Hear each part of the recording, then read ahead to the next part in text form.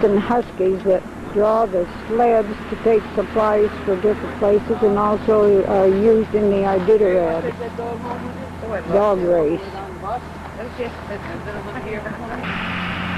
This is the Westmark Hotel. This is the type of hotels that we have stayed in since we started our land tour.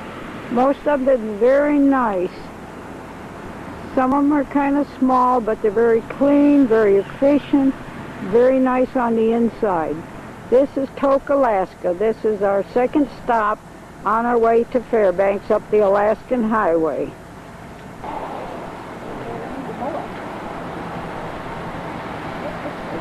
This is flowering kale that they have planted at the side of one of the stores here in Tok, Alaska.